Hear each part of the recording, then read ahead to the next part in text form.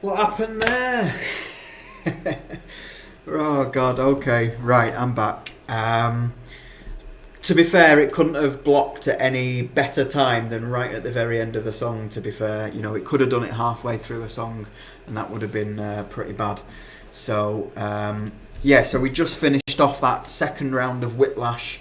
And yeah, I was just saying what made it really funny was I expected, and I imagine the other band members, would have been thinking, right, when we get told to come on stage, it's our chance to shine. But no, Cliff was like, no, I'll still carry on. So like for a couple of minutes, the two guitarists were just playing the chords or whatever they were playing. All that shredding that you could hear in the background was Cliff carrying on.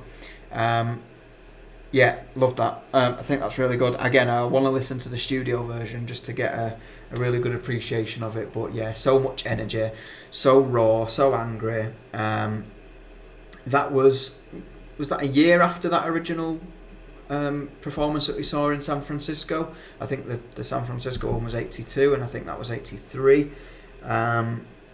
Cool. Yeah, Alte, they were just playing Open E. Nice, okay. Fair enough. Right. Oh, both were 83, Prof. Okay, cool. Alright. Fair enough. Right, let's have a look at what is next in the list. We have got James Hetfield and Jim Fatso Martin about Cliff Burton. So this is, again, I think it's a bit of an interview or a chat show or something like that. So, we've done pretty well for no ads so far tonight, which is pretty good.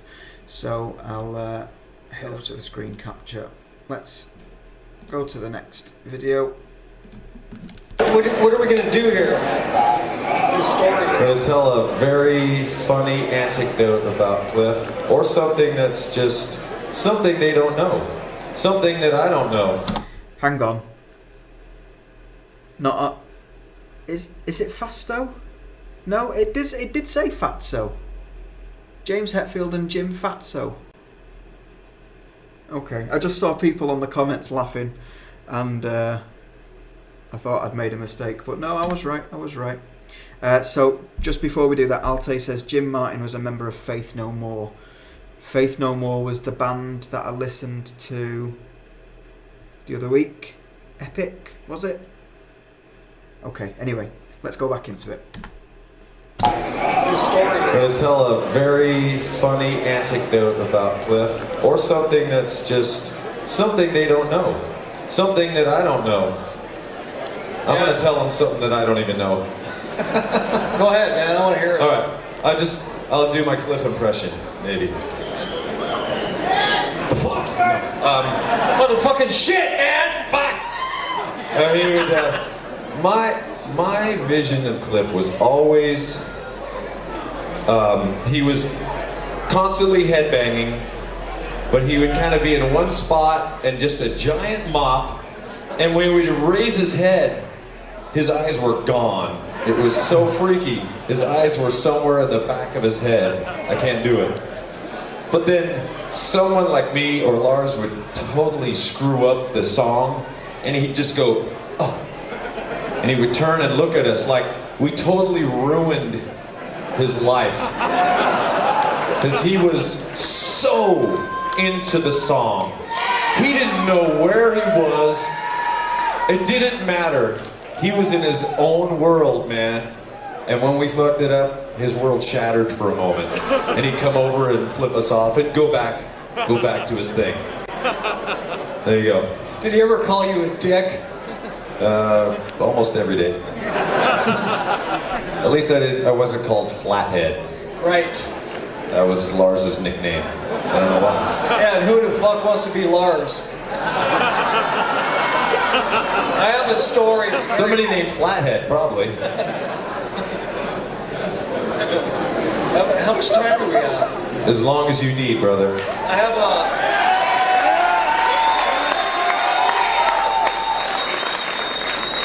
a story. It's pretty. It's not really funny, but it's pretty personal. It's insight into Cliff's life. at his house, at his home. We used to go to Cliff's house, you know, in the middle of the night, and he'd say, "Jim, do you want huge food?" I'd say, "Fuck yeah, man, I'm in. Count me in, bro." You get a can of Denison's chili, open it up, you know, put it on the stove and start heating it up, and he would meticulously slice up green onions, put them in, and he did other various preparations to the food, and we would eat them with chips, and that was huge food. I don't know what to say, man. Can't get huger. Yeah, it was huge. I know. Hang on, is his story that Cliff used to put onions in chili? Am I missing something? Hey, man. Can't get huger. Yeah, it was huge. I know. We used to go shooting guns and playing music at Maxwell and up in the hills, you know. And I remember the first time you guys invited me up there. There was lots of drinking involved, and it started usually before we got in the vehicle to go there. Not that we would ever drink or drive, but we get up there, and you could always, I could always find my way there because you just hear this sick, ugly noise ricocheting through the mountains. It's like, there's nobody out here. What is this? And it was Cliff had pretty much every piece of equipment he could find, linked it together and plugged into it, and it was making like alien music and scaring all of the local wildlife into the next county. One other thing I remember, Cliff, we were going through an airport, checking bags through there. I had gone through, and I'm standing there, and I guess somehow some metal thing went off, and they stopped. Is this your bag? And Cliff's like, yeah. So, can you unzip the bag for us? Unzip the bag, and they pulled out a hammer. It's like, sir, what are you doing with a hammer? What the fuck is the hammer for, bro? He said, just in case I need it. Like, that made perfect sense to me. Cliff always carried a hammer with him, just so you know, in case you didn't. So, anyway, I think that's it for tonight. Thank you, Cliff. I love you, brother. I miss you so much. Thank you, Jim. Thank you.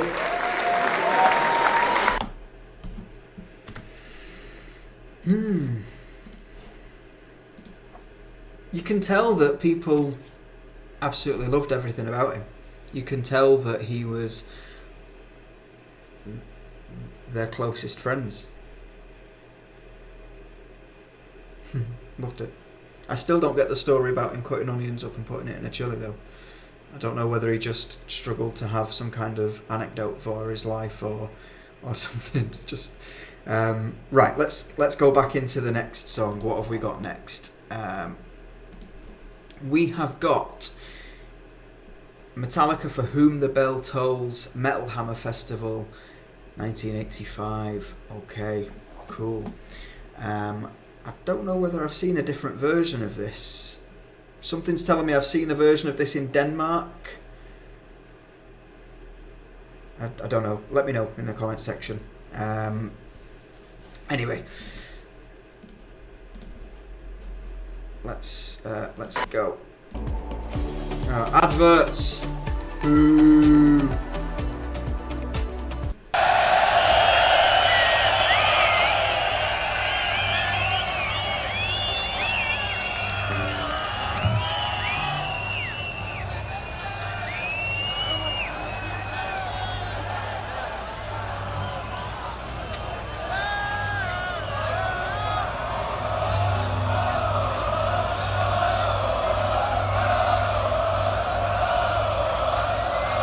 And again, it's Cliff.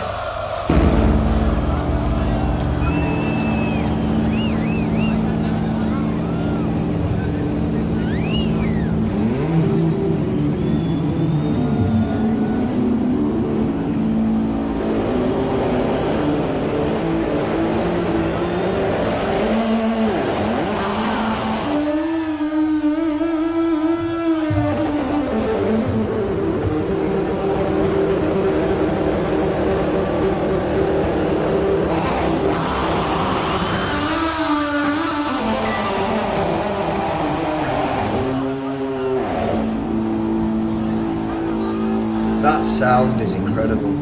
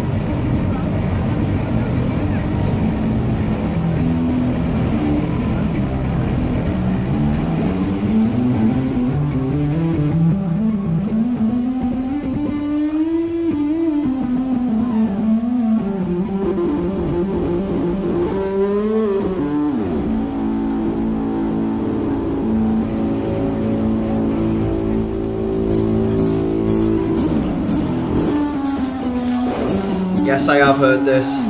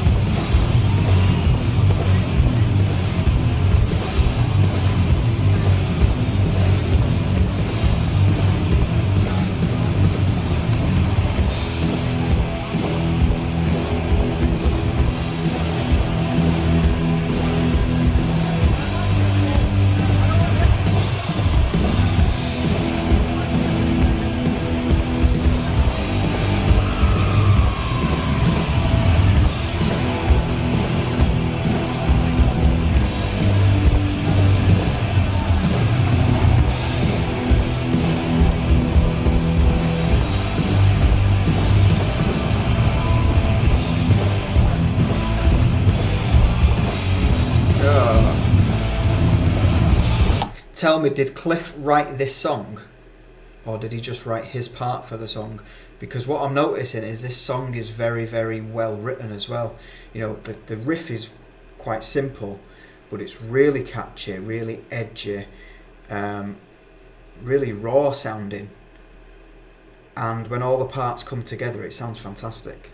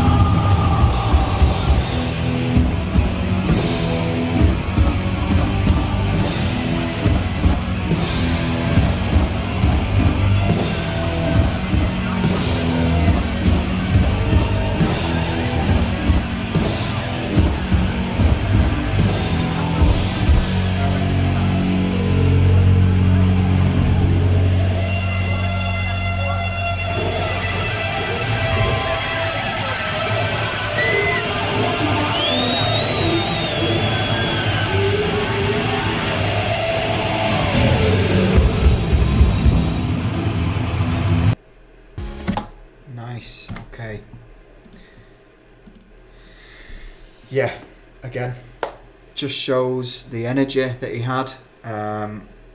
Really, really well written song. Very, very, like I said, catchy song as well. What I noticed as well is the crowd was starting to sing along to the songs. So I think, when was this? Was it 85? Did it say?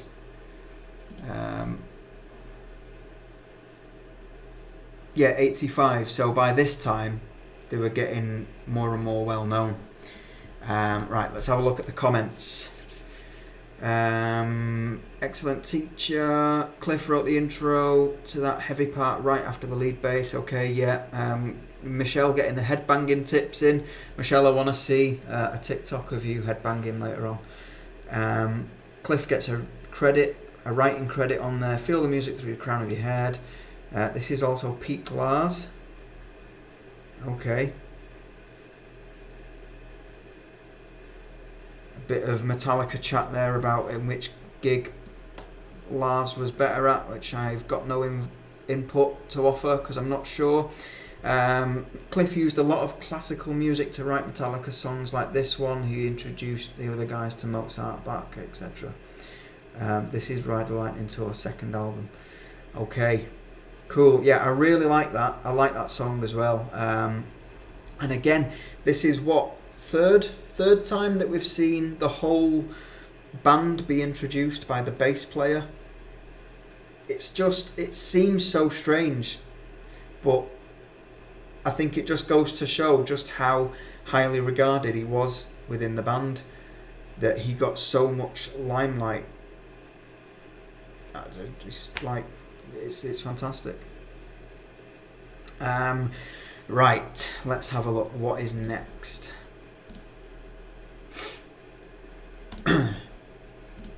So next up we have Metallica Disposable Heroes at the same festival. I really, really loved Disposable Heroes. I think Disposable Heroes was the second song that I ever reacted to on this channel. The very first one that I did was Master of Puppets, and I think after that I did Disposable Heroes. So this is the one where in the video that I did, I was saying, you know, it's got a military theme, it's about people being like enslaved to the service and being forgotten about and being treated like crap. But I saw in the comments afterwards that the inspiration actually came from football game. I think the commentator described the players as disposable heroes, and that's where the title of the song came from. Right, so there is an advert. I don't think I can get rid of it, so you'll just have to bear with me while I get this on. But let's start the next video. There's only 5 seconds left of this advert, so I'll just jump in. Full screen. I need to get a new graphics card. I am getting a new graphics card. Don't you worry, I've won that battle.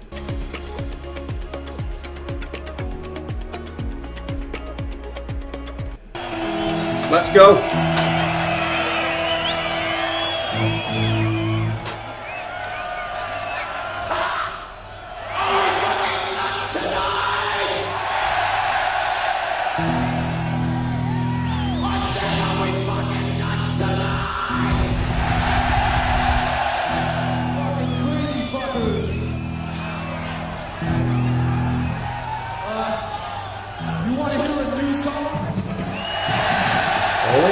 Okay, so this was new. Had these guys not heard this song before? Or is he just saying that it's off the new album and they might have heard it before? Let me know. Alright, this is a new one from the album Master of Puppets. Should be out around Christmas time. So I don't think it had been heard before. Disposable Heroes.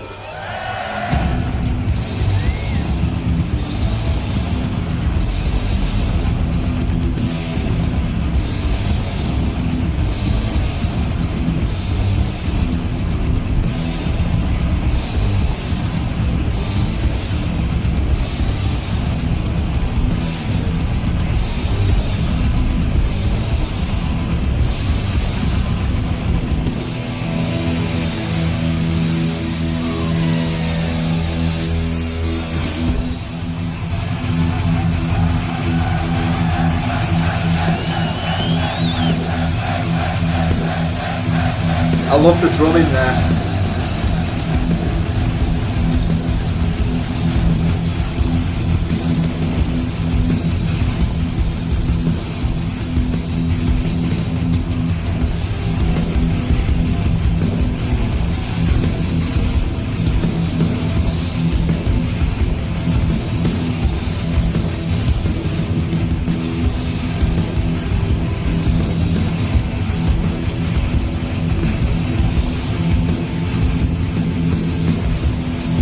Can you imagine being at this gig and being able to say that you witnessed live them playing Disposable Heroes, which would go on to be like one of their legendary songs? That's something to tell the grandkids, definitely, innit?